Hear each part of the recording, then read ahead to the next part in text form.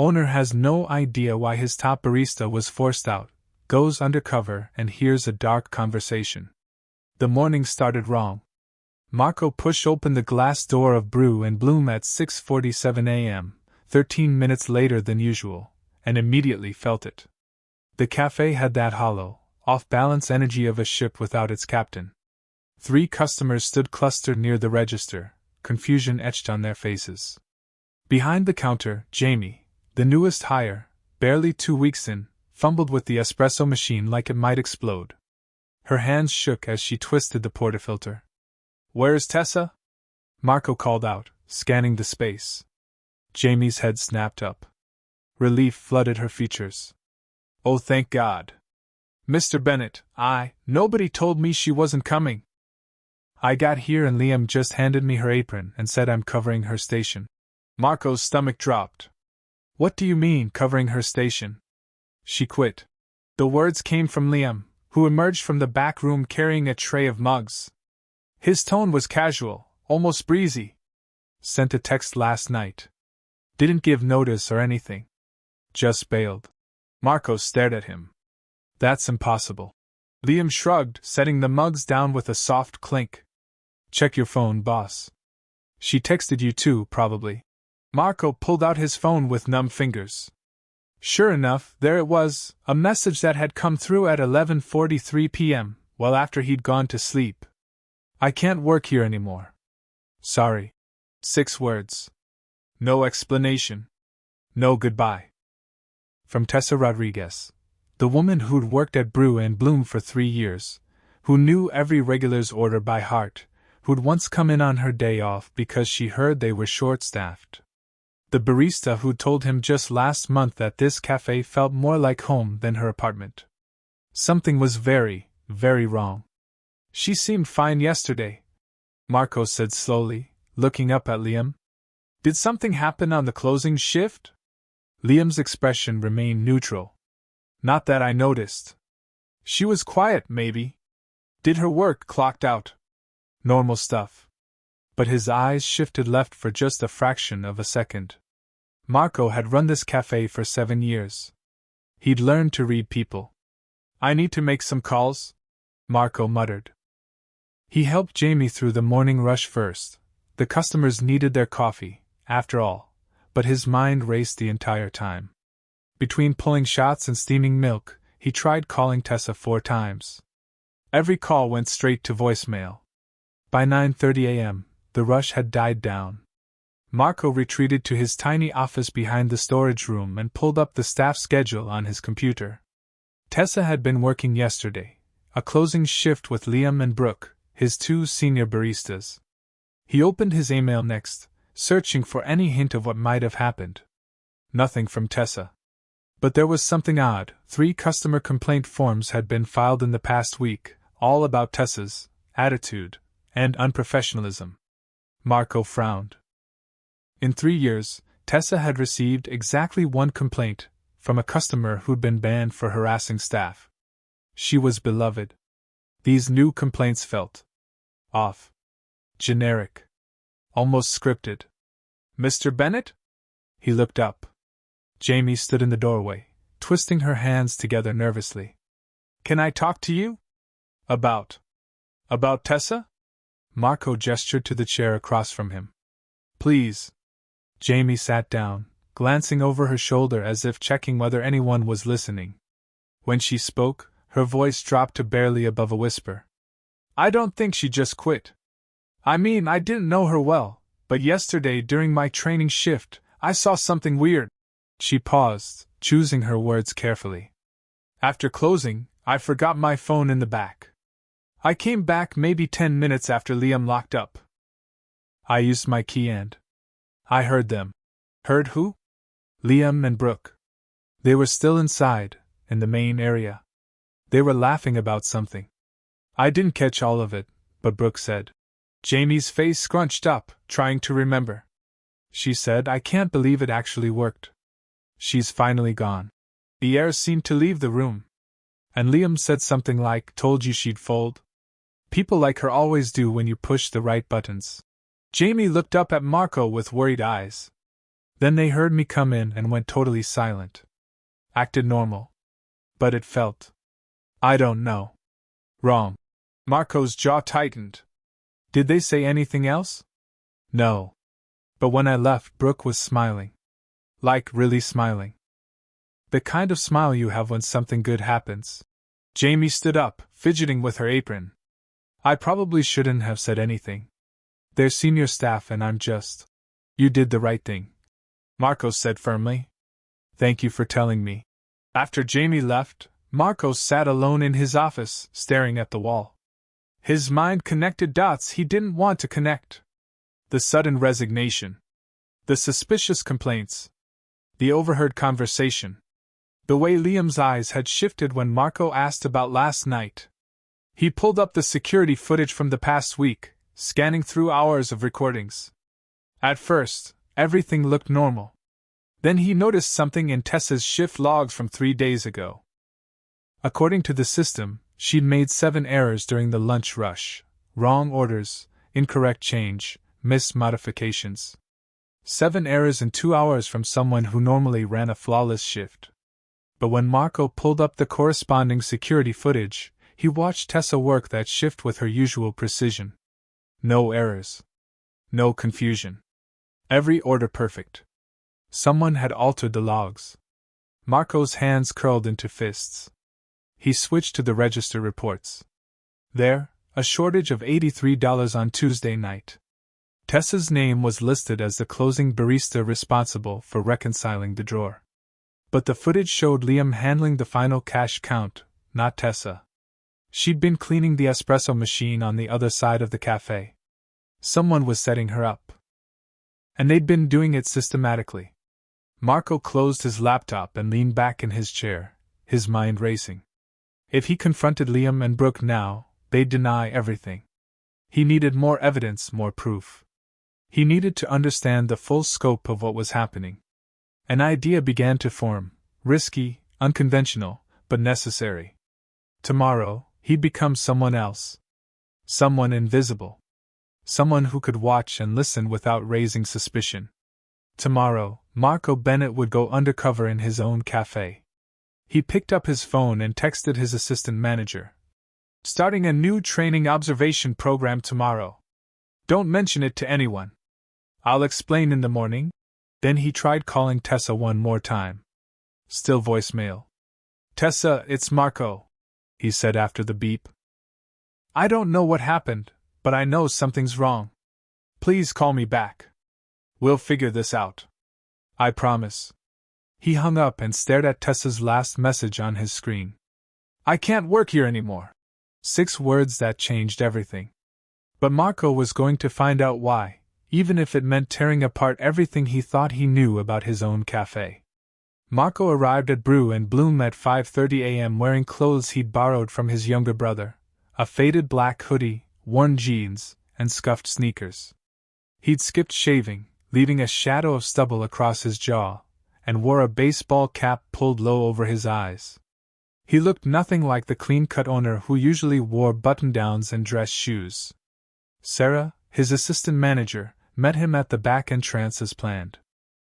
Her eyebrows shot up when she saw him. Boss, you look like someone who needs a job, Marco finished. That's the point. He'd explained the plan to Sarah late last night, told her everything Jamie had overheard, showed her the manipulated logs and footage. Sarah's face had gone pale with anger. I'll introduce you as Chris, a friend's nephew who needs barista training, Sarah said now, unlocking the door. Liam and Brooke come in at 7. That gives us time to get you situated. Perfect. By 6:45 a.m., Marco was stationed at the prep counter, ostensibly learning how to properly tamp espresso grounds. He kept his head down, his cap shadowing his face. The morning light was dim enough that unless someone looked closely, they wouldn't recognize him. Liam arrived first, breezing through the front door with his usual confident stride. He barely glanced at Marco. New trainee? He asked Sarah. Chris. He's doing a trial week. Be nice, he's nervous. Liam smirked. Aren't they all? He moved behind the register without another word. Brooke showed up 10 minutes later, her blonde hair pulled into a sleek ponytail. She smiled at Marco, a brief, dismissive smile, before joining Liam at the counter. They spoke in low voices, occasionally laughing. Too casual. Too comfortable. Marco watched them through his peripheral vision, while pretending to struggle with the espresso machine. Sarah had positioned him perfectly, close enough to observe everything, invisible enough to be ignored. The morning rush began at 7:30.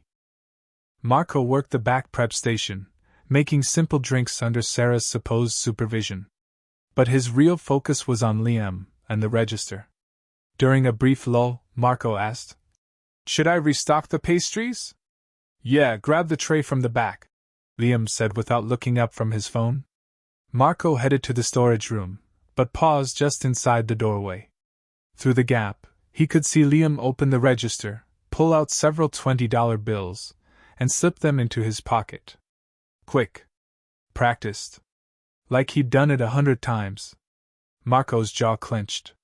He waited a beat, then emerged with the pastry tray, acting oblivious. The next hour crawled by.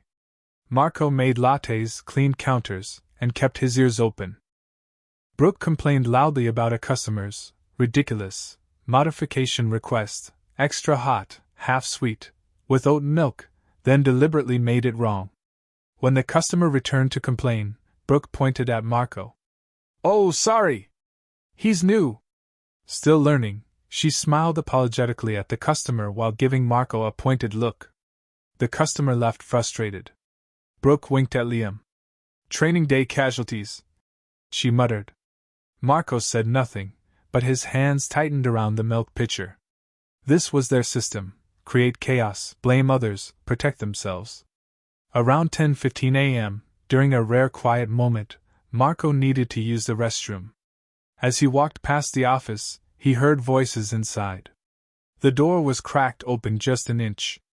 "Think anyone suspects?" That was Brooke's voice, tense and low. "Relax. Marco's clueless. And with Tessa gone, there's nobody left to question anything." Liam sounded smug. "Sarah's too busy managing schedules to notice the register, and the new kids are too scared to speak up. What about that Jamie girl? She was acting weird yesterday. She won't say anything. She needs this job." Marco pressed himself against the wall, barely breathing. "How much are we up to?" Brooke asked. "Couple hundred a week easy. Small enough that it looks like normal variance.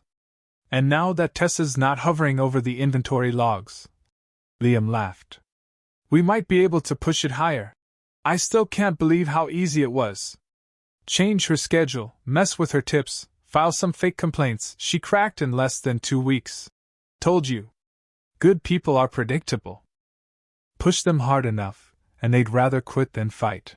Marco's vision blurred with rage. He forced himself to stay still, to keep listening. "You really think Marco will promote you?" Brooke asked. "Once corporate sees the performance metrics I've been feeding them, proving this location needs stronger management, they'll pressure him. And if he resists, they'll remove him and put me in charge anyway." There was a pause. Then Liam added, almost thoughtfully, "Tessa was just the first problem to solve. Marco's the second." Footsteps approached the door. Marco moved quickly, slipping into the restroom just as Liam emerged from the office. Through the bathroom door's small window, Marco watched Liam return to the counter, whistling. Marco stared at his reflection in the mirror, the borrowed hoodie, the cap, the face of someone invisible. But his eyes burned with something very visible, cold, calculated fury. He'd heard enough. Now he needed proof that would stand up to corporate scrutiny. And he needed to find out exactly how deep this conspiracy went. Because if Liam was feeding false reports to corporate, someone higher up was listening. Marco pulled out his phone and texted Sarah. "Keep them busy. I need to check something." Then he slipped out the back door into the alley, where the real investigation was about to begin. The alley behind Brew and Bloom smelled like old coffee grounds and damp cardboard. Marco leaned against the brick wall, partially hidden behind the dumpster, scrolling through his phone while his mind raced through what he just overheard. Couple hundred a week. Fake complaints. Corporate metrics. This wasn't just about pushing Tessa out, it was about taking over the entire cafe. He was about to head back inside when he heard the back door creak open. Marco instinctively ducked lower behind the dumpster, peering around the edge. Brooke stepped out, phone pressed to her ear. She paced near the door, her voice low but agitated. I know. It's making me nervous, okay? She listened for a moment. Because Tessa wasn't stupid. What if she actually reported the inventory shortages before she left? Marco's pulse quickened. He pulled out his phone and started a voice recording, holding it just above the dumpster's edge. No, Liam says we're fine. He already altered the logs to make it look like user error on her part. Brooke kicked at a loose stone. Yeah, the same way we've been doing it for months. But this time we had to frame her before she could talk to Marco directly. There it was. Confirmation. A white delivery van turned into the alley, rumbling to a stop near the loading area. The driver, a middle-aged man in a navy uniform, hopped out and opened the back doors. He pulled out 2 boxes marked with the cafe's supplier logo. Hey, Brooke, he called out. Delivery. Thanks, Dennis. Brooke ended her call and walked over to sign the tablet he offered. Dennis glanced around, then lowered his voice. Heard your problem employee finally quit. Brooke's head snapped up. How did you? Relax. Liam mentioned it last week. Said you guys were dealing with someone who was getting too nosy about the books. Dennis set the boxes down. Look, I don't want to know details, but you and Liam need to be more careful. We are being careful. Are you? Dennis crossed his arms. Because I've been running deliveries to cafes for 15 years, and I know what it looks like when staff are skimming. The signs are obvious if anyone bothers to look: irregular orders, cash variances, sudden staff turnover. Brooke's face paled. Nobody's looking. Not yet. But corporate does random audits. And if they decide to dig into this location... He shook his head. Just saying, whatever you're doing, it's not as invisible as you think. Someone higher up might notice. Marco's mind raced. How many people knew about this? Was Dennis involved, or just aware? We've got it under control, Brooke said, but her voice wavered. Tessa's gone. Marco trusts Liam completely. And we've been careful to keep everything looking normal. What about the new trainee? The kid I saw through the window? Chris? He's nobody. Too green to notice anything. Dennis picked up his tablet. Your funeral. But if I were you, I'd have an exit strategy. These things always fall apart eventually. He climbed back into his van. Oh, and tell Liam the next order needs to be reduced by 15%. He'll know why. The van pulled away, leaving Brooke standing alone in the alley. She stared at her phone, then typed out a quick message. 30 seconds later, the back door opened again. Liam stepped out. What's wrong? Dennis knows. Dennis always knows. He minds his own business. He said we need to be more careful. Said corporate might audit us. Brooke's anxiety was palpable now. What if he's right? What if they already are? Liam grabbed her shoulders. Listen to me. We've covered our tracks perfectly. Every shortage is documented as handling error. Every inventory discrepancy has a paper trail pointing to staff mistakes, mostly Tessa's. If corporate audits us, they'll see exactly what we want them to see: a location with management problems that needs stronger leadership. And Marco? Marco's too nice to survive corporate scrutiny. Once they see the pattern of problems under his watch, they'll push him out and promote from within. Liam smiled coldly. Meaning me? Brooke nodded slowly, but doubt still lingered in her eyes. What about Tessa? What if she tries to come back or files a complaint? She won't. We broke her confidence completely. She thinks Marco wanted her gone. Liam checked his watch. We need to get back inside before Sarah notices. And stop worrying, everything's going exactly according to plan. They disappeared through the back door. Marco stayed frozen behind the dumpster, his phone still recording. His hand shook, not from fear, but from barely contained rage. They'd systematically destroyed Tessa's career and reputation. They'd stolen from him for months. And they were planning to take his cafe, his livelihood, everything he'd built. But now he had their confession on tape. Marco stopped the recording and sent it to his personal email, then to Sarah with a message. Back up everything. We're going to need a lawyer. He also now knew something critical. This conspiracy wasn't impulsive. It was organized, calculated, and had been running for months. Which meant there might be more victims than just Tessa. Marco stood up, brushed off his jeans, and pulled his cap lower. He had 4 more days to gather evidence before confronting them. But first, he needed to talk to someone who'd been watching this cafe even longer than his staff had. He needed to find Evelyn.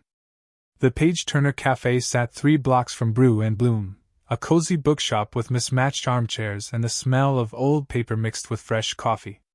Marco had been here twice before, always noting it as friendly competition that never quite competed. Their crowds were different, their vibe more literary than social. He found Evelyn Chin in her usual corner, a mystery novel open on the table beside her cappuccino. She was in her early 60s, silver hair cut in a sharp bob, reading glasses perched on her nose. Marco had seen her at Brew and Bloom every morning for the past 3 years, always arriving at 7:15 a.m., always ordering the same thing, medium latte, extra foam, with a blueberry scone. Until 4 days ago, when she'd stopped coming. Mrs. Chin? Marco approached carefully, still wearing his borrowed hoodie and cap. She looked up, squinting. Recognition flickered across her face. Marco? Is that you under that disguise? He smiled weakly and gestured to the empty chair. May I? Please, she closed her book, studying him with concern. You look like you're either going through a midlife crisis or conducting a stakeout. Which is it? The second one, actually. Marco sat down, glancing around to make sure no one was listening. I need to ask you about something. About why you stopped coming to Brew and Bloom. Evelyn's expression shifted, something guarded replacing the warmth. She wrapped both hands around her coffee cup. I was wondering if you'd notice, she said quietly.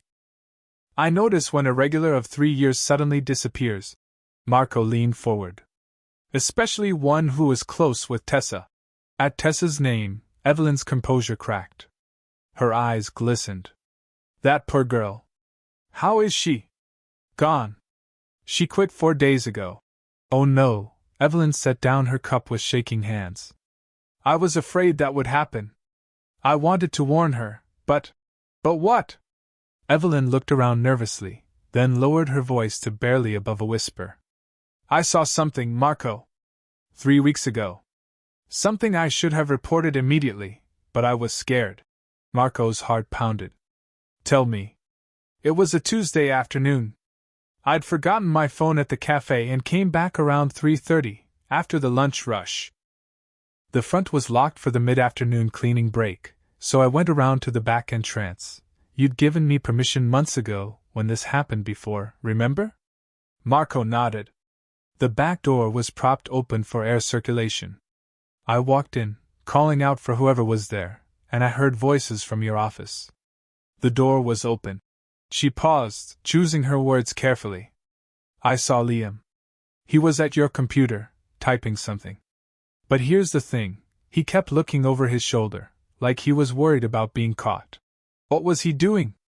I couldn't see the screen, but I heard him muttering to himself. Something about shift logs and makes sense she'd make mistakes during rush hour. Then he closed the program, wiped the keyboard with his sleeve, and left the office. Marco's stomach turned. That was the day the system showed Tessa made 7 errors. The same day there was a register shortage. Evelyn confirmed. I know because Tessa told me about it the next morning. She was devastated, kept saying she didn't understand how she could have messed up so badly. She was questioning her own memory. Why didn't you tell anyone? Evelyn's face flushed with shame. I tried. 2 days later, I came in early specifically to talk to you, but you were out at a supplier meeting. So I mentioned to Tessa that I'd seen Liam in the office on her shift. I thought she should know. And? Liam overheard me. After Tessa went to the back, he cornered me near the pastry case. Her voice dropped even lower. He was smiling, but his eyes were cold. He said if I spread unfounded accusations about staff members, I'd be banned from the cafe for harassment. Said he'd make sure everyone knew I was a troublemaker. Marco felt heat rising in his chest. He threatened you. Worse. He was so calm about it, so confident. Like he knew I wouldn't risk losing my morning routine, my friendship with Tessa, my place in the community. She dabbed at her eyes with a napkin. I'm retired, Marco. Brew and Bloom was my social life. The idea of being banned, of being labeled as someone who causes problems. I was a coward. No. Marco reached across and squeezed her hand. You were intimidated by someone who knew exactly how to manipulate you. That's not cowardice, that's being human. But Tessa paid the price for my silence. Tessa paid the price for Liam's cruelty. Not yours. Marco pulled out his phone. Mrs. Chin, I need you to tell this story on camera. Would you be willing to do that? She hesitated only a moment before nodding. Yes. Absolutely. What do you need? Over the next 20 minutes, Evelyn recounted everything she'd witnessed: Liam in the office, his threatening behavior, the timeline of events. Marco recorded it all, making sure every detail was captured clearly. When they finished, Evelyn asked, What are you going to do? Get justice for Tessa. And make sure Liam never does this to anyone else. Marco stood up. But first, I need to talk to Tessa herself. I need her to know that none of this was her fault. She's at the Riverside Apartments, Unit 4B. Evelyn said. I have her address because we were supposed to go to a book club meeting together next week. Her voice caught. Tell her I'm sorry. Tell her I should have been braver. I will. But Mrs. Chin? Marco smiled. You're being brave now. That counts. He left the bookshop cafe with his phone full of evidence, and his resolve stronger than ever. The sabotage had been going on for months, not weeks. Which meant there might be more victims, more manipulated records, more stolen money than he'd initially thought. Tomorrow, he'd face the hardest conversation of all. Tomorrow, he'd tell Tessa the truth. Riverside Apartments was a modest 4-story building with peeling blue paint and a garden that had seen better days. Marco stood outside Unit 4B, his heart hammering against his ribs. He texted Tessa an hour ago. Please. I know something's wrong. Let me help. She'd responded with just an address. Now, staring at her door, Marco felt the weight of every failure. He'd been so focused on running the cafe, on profits and schedules, that he missed the sabotage happening right under his nose. He'd failed to protect someone who trusted him completely. The door opened before he could knock. Tessa stood in the doorway wearing an oversized sweater and sweatpants, her dark hair pulled into a messy bun. Her eyes were red-rimmed, shadows underneath them speaking of sleepless nights. She looked smaller somehow, diminished. Hi, she said quietly. Hi, Marco's voice cracked. Can I come in? She stepped aside wordlessly. The apartment was tiny, a studio with a kitchenette, a futon, and walls covered in Polaroid photos. Marco recognized many of them: Brew and Bloom's opening day, staff birthday parties, customers laughing over coffee. Tessa's entire life had revolved around that cafe. I'm sorry I didn't call you back, Tessa said, sitting on the edge of her futon. I couldn't face it. Marco sat in the only chair, a worn armchair with a crocheted blanket draped over it. Tessa, I need you to tell me everything. The real reason you quit. You know why. I wasn't good enough anymore. Her voice was flat, emotionless. I kept making mistakes. Customers complained. The register never balanced on my shifts. You were disappointed in me. I was never disappointed in you, Liam said. Liam lied. Marco leaned forward, his voice urgent. About everything. Every single thing. Tessa's eyes finally met his. Something flickered there, hope, maybe, or just confusion. What are you talking about? Marco pulled out his phone and showed her the recording from the alley.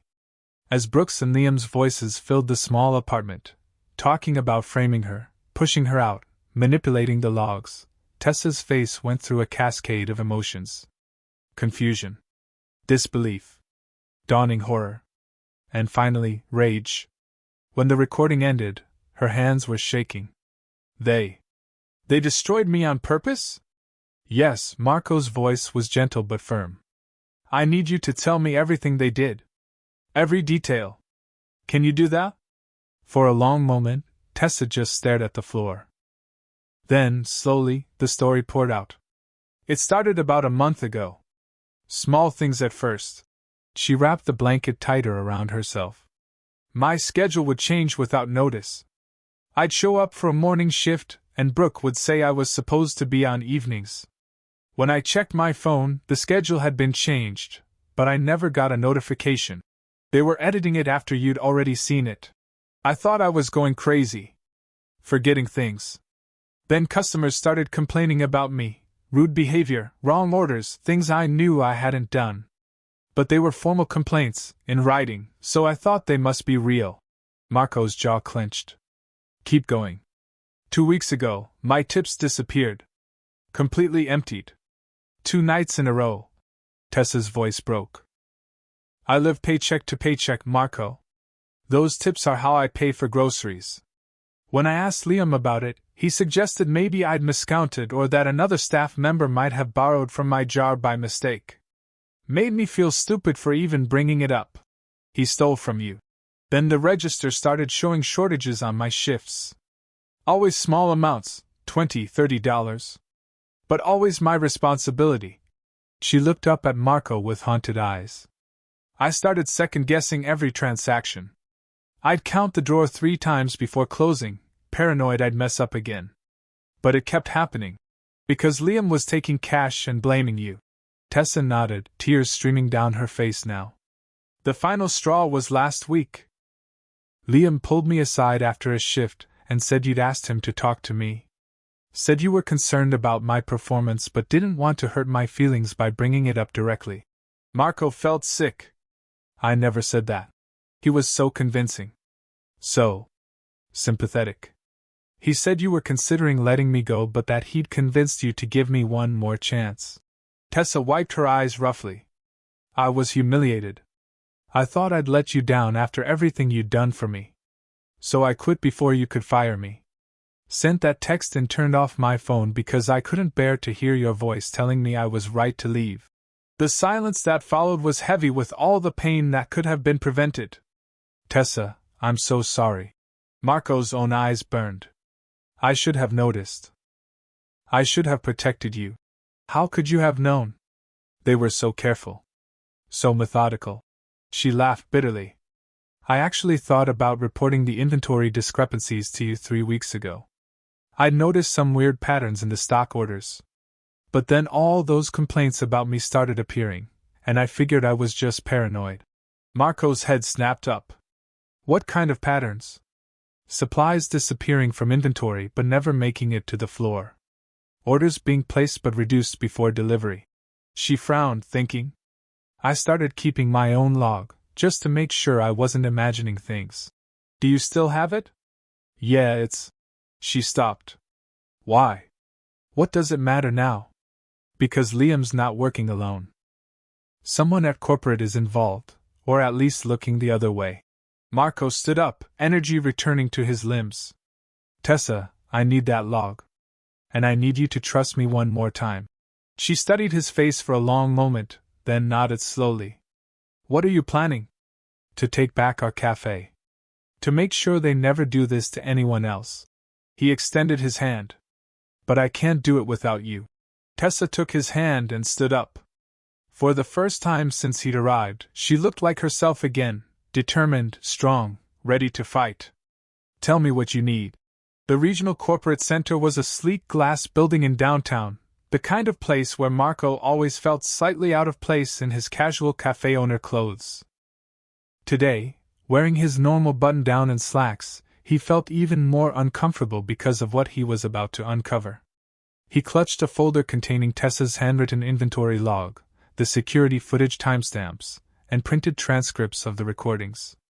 Evidence that would either save his cafe or destroy it completely. Mr. Bennett, Director Williamson will see you now.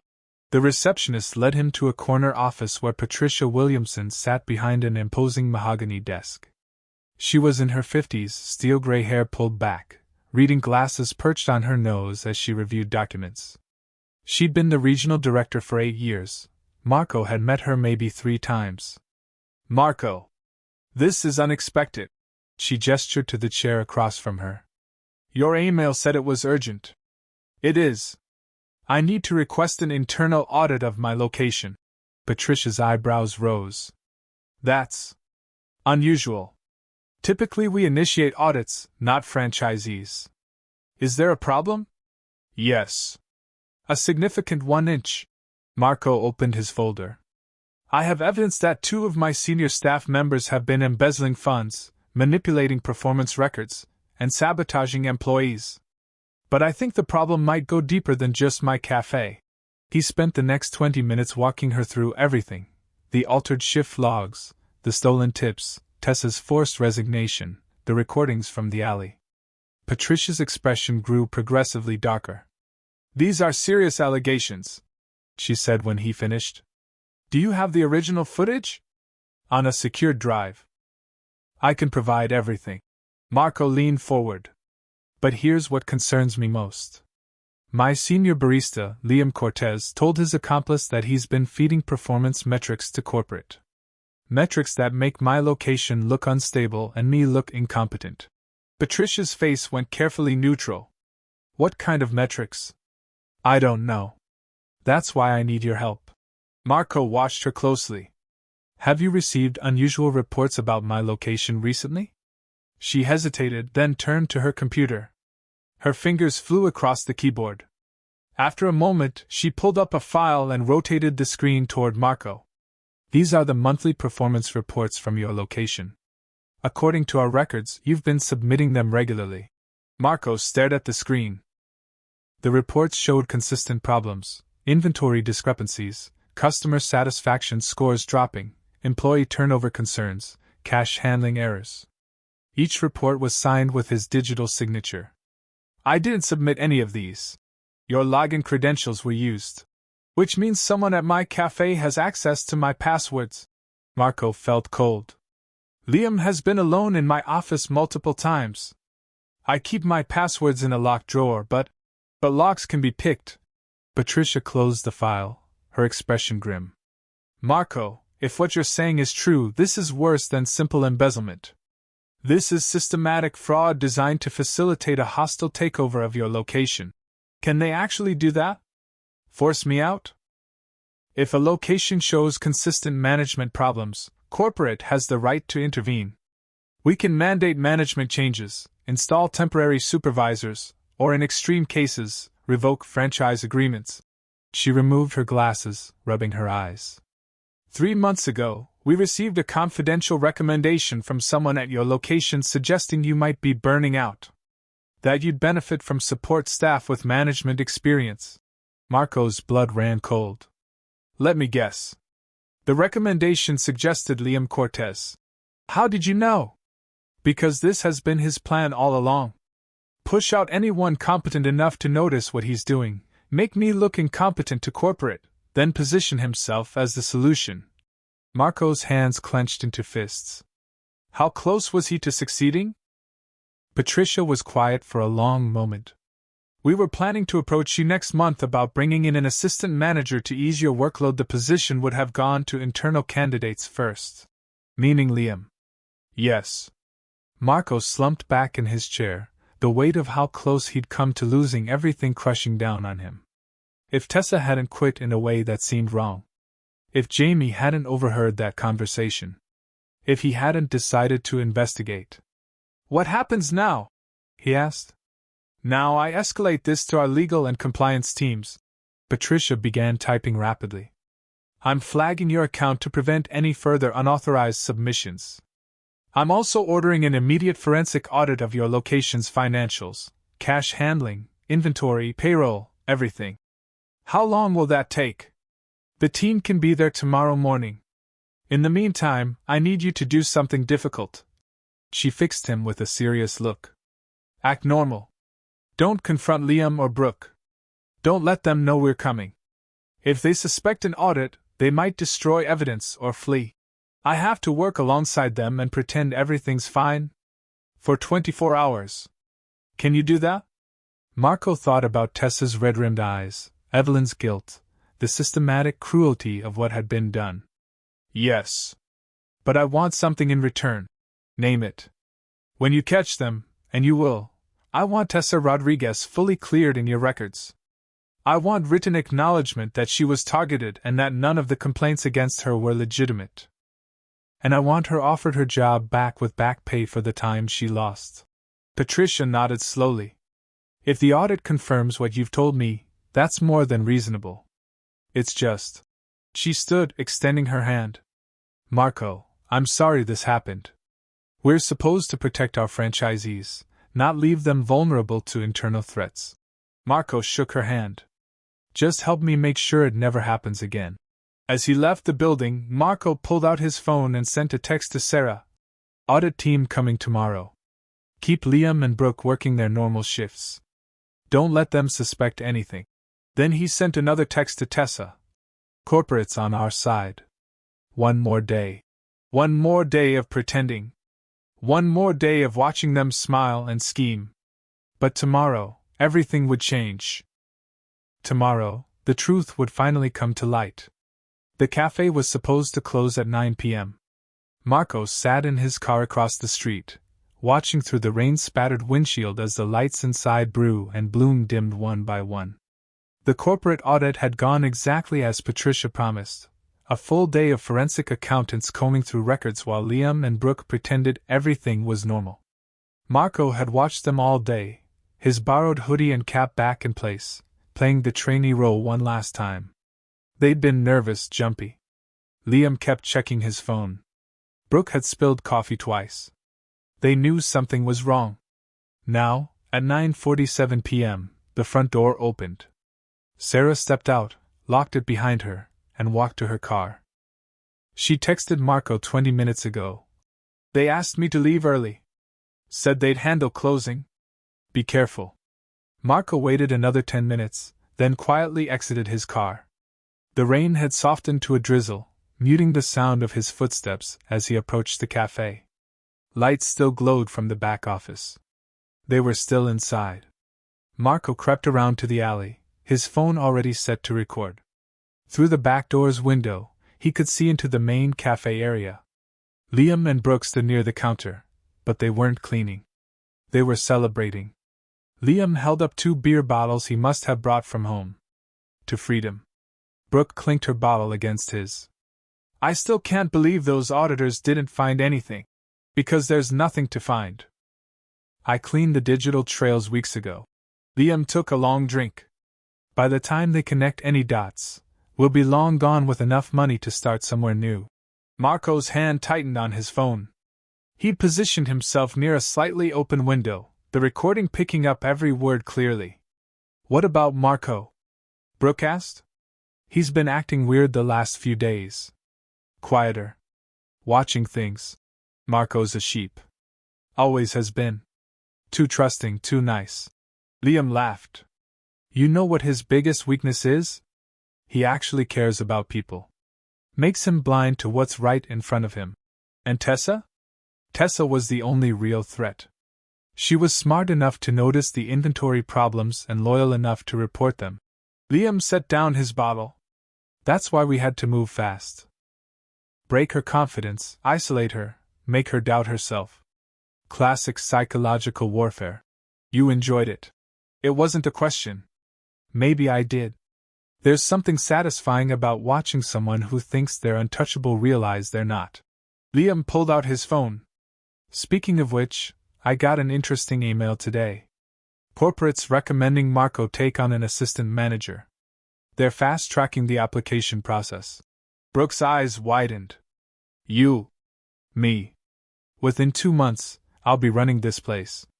6 months after that, Marco will either step down voluntarily or corporate will remove him for persistent management failures. He showed her the screen. I've already got the transfer paperwork ready. Once I'm in charge, we'll move the operation to 3 other locations. Small amounts spread out, impossible to track. That's actually brilliant. I know. Liam's smile was cold. And the best part? We used Tessa to test the system. Now we know exactly how much pressure it takes to break someone, exactly how to manipulate records without triggering flags, exactly how to make corporate think the problem is management instead of staff. Brooke raised her bottle again. To Tessa, then. Our unwitting test case. To Tessa. May she never darken our doorway again. They both drank, laughing. Marco had heard enough. More than enough. His rage had crystallized into something cold and focused. He pulled up the recording, verified it had captured everything, and sent it immediately to Patricia Williamson, Sarah, and his personal lawyer with the subject line: "Urgent confession on tape." Then he walked to the back door and pushed it open. The laughter died instantly. Liam and Brooke spun around, beer bottles still in hand. For a moment, nobody moved. Then recognition flooded Liam's face, not of Marco the trainee, but Marco the owner. "Marco," Liam's voice was steady, but his eyes darted to the exit. "What are you doing here?" Marco pulled off his cap, meeting Liam's gaze with cold fury. "Listening to you confess to fraud, embezzlement, and conspiracy." The color drained from Brooke's face. Her bottle slipped from her fingers, shattering on the tile floor. "You're bluffing," Liam said, but his hand shook as he set down his own bottle. Marco held up his phone. 7 minutes and 43 seconds. Every word. Already sent to corporate, my lawyer, and the police. Liam's composure cracked. He lunged for the back door. Marco stepped aside. He wasn't going to physically stop him. He didn't need to.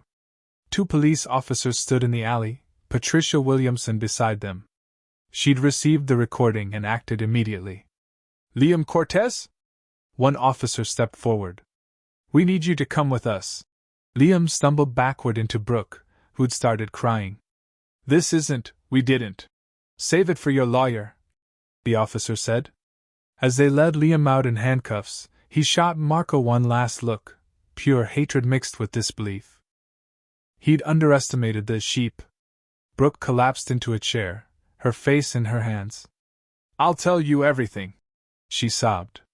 "Every account, every amount, everyone who knew. Please, I'll cooperate."